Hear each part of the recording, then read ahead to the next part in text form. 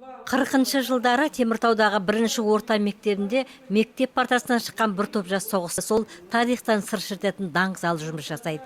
Мектеп ұжымы әлі күнге сол боздақтардың есімін ұмытпай оларды мақтаныш етеді. Ал 2011 жылдан бері осы мектептің 7-ші асылына тыл еңбеккері Иван Деркачтың есімі берілген. Отряд жасулановцев носит его имя 2011 года. Жасылан отрядына тыл еңбеккері Иван Семенұлы Деркачтың есімі 2011 жылы берілді. Біз ардагерлер кеңесімен тығыз байланыста жұмыс жасаймыз. Соғыс еңбек ардагерлерімен кездесулер өткізіп тұрамыз. Сыныптарда, сыныптан тыс шараларда ұйымдастырамыз. Ерлік дәрістерін, дөңгелек үстелдер, сыныптан тыс шараларды жиі өткіземіз. Тыл ардагері Иван Деркач қазанның 29-ында 90 жасқа толып отыр.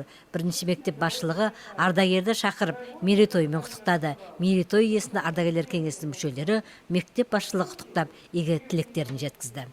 Я хочу передать вам большой привет и поздравления от депутата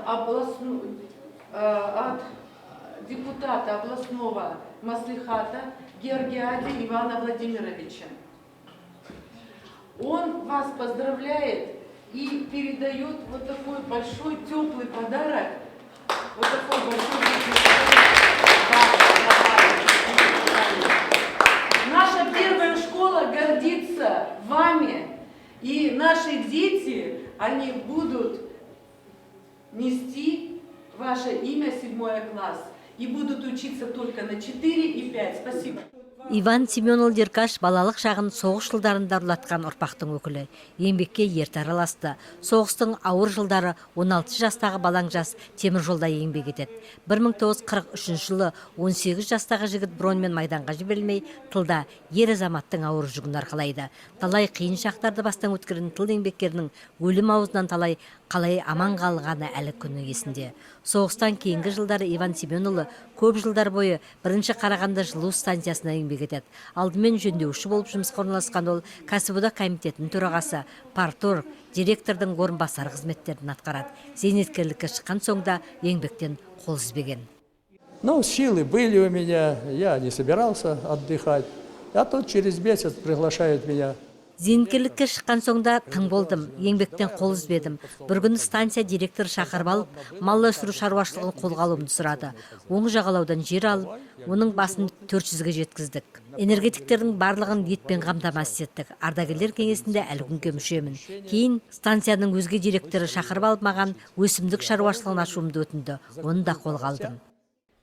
Иван Семенұлының өмірі мен еңбегі өскелең жастарға үлгі өнеге. Бірінші мектептің оқушылары ардагерді құрмет тұтады. Ал оның есім берілген 7-ші А сыныбының оқушылары ардагер аталарына жырдан шашу шашты. Не унывайте средь жизни. Живите его как можно дольше, и будет радости нам больше. Добра, покоя, дай вам Боже, здоровья, что все дороже. Покрепче сил, любви, друзей, много теплых, светлых дней. 90 лет, вот это да, это величественная дата. Вы жизнь уж прожили сполна, и поучиться у вас надо. Ал ардагер өзінің туған күні комсомолдың туған күнімен сәйкес келгендігін әрдайым мақтаныш ететінін айтады. Өйткені комсомол үлкен күш. Отанның шақыруымен Қазақстан магниткасын салғанда тылда көтергенде осы жастар дейді ардагер. 29 октября день рождения комсомола. Мен 29 қазанда комсомолдың туған күні туылғанмын. Кеңестер кезінде комсомол үлкен күш еді. Қазақстан магниткасын салғанда тылда еңбек еткендерді осы комсомолдар болатын.